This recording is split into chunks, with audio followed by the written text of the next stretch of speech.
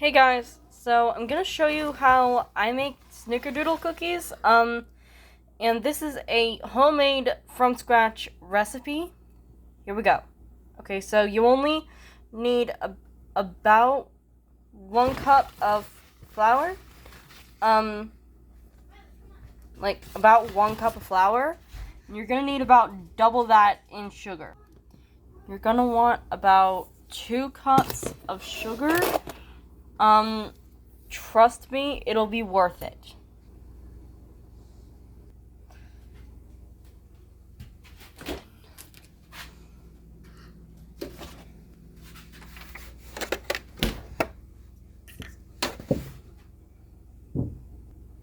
You're gonna want to add in a splash of milk, about that much. Trust me, it'll make sense in a minute. Now, you're only gonna need 1 egg for this. You're gonna want to eyeball it with the pure vanilla extract, about that much. I use McCormick. It's pretty good. Now you're gonna want to add in the cinnamon. Sorry about that. Some people who are not allowed to be in my videos due to their parents kept walking through, but you're gonna want to eyeball the cinnamon as well. I almost never use exact measurements, but this is what it should look like once you're done. 1 egg, cinnamon, milk, baking powder, sugar, flour, and vanilla extract. I'm going to show you guys what it should look like when it's all stirred up. Now you're going to want to add in some more flour along with some nutmeg. I prefer to use ground nutmeg by McCormick. As I said before, just eyeball it. Should look a bit like that compared to the flour. Then you just mix it in. Now, most people would say this is a good enough consistency. I did do a lot of stirring off camera through this.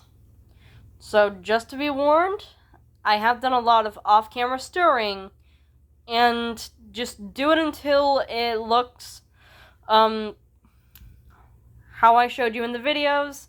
It should look quite clumpy like this, but that's because it's thick and has a lot of sugar. Now, there is one ingredient that I've missed on putting in here, and that is butter. Now, most people do their butter just soft or hard, but I like to put the butter for my cookies in melted, completely liquefied. And you add in another rough half cup of flour to it. So I'm going to do that real quick. Now, your butter should generally be 3 butter knife scoops. The size of the butter knife doesn't matter, just 3 butter knife scoops. And you put it in the microwave for roughly around 10 to 20 seconds. Your choice. Now, for the cinnamon sugar, you just want to add just as much sugar as you want to a good amount of cinnamon. Like that much for that much sugar. Like I said, eyeball it to your best liking. I'm going to stir this off camera, so I'll be back with you in a bit. Now, it should look like it is a sandy brown sugar. Don't mind the mess on the spoon. That is just from the other snickerdoodles I made. Now, while you're making the dough and everything else, you're gonna want to have your oven preheating while you're doing that, and I like to have it at 350, being just one, the best cooking time, and 2, it comes out with the best snickerdoodles. So, sorry, I had a bite of one and it got stuck in my throat. Now that your butter is all liquidy, you're going to want to add in the cup of flour. Well, rough half cup of flour. Then you're going to want to add in the butter.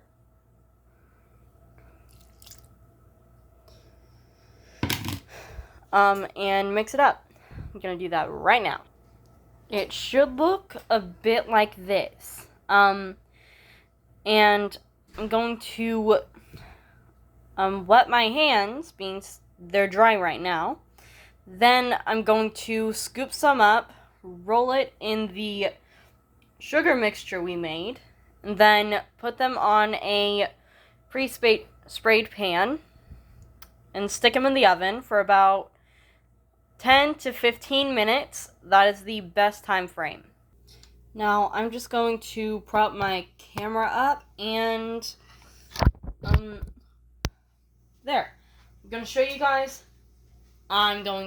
you guys how I make my snickerdoodles. First you're going to want to rinse your hands in water, so I'm going to do that right now. And you're going to want to do it with every single snickerdoodle. Rinse your hands in a bit of water. They're going to be sticky. Then dunk it in the snickerdoodle coating, the sugar coating. I like to just dump the stuff on there. Hi, little brother. This is what the dough should look like. And you just set it right on the pan, like that.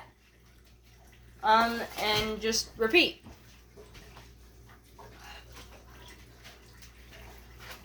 I'm going to pause it. He just went that way. I'm going to pause my video and be back with you guys when I put everything in the oven. Now, when your pan gets full, there's nothing to worry about.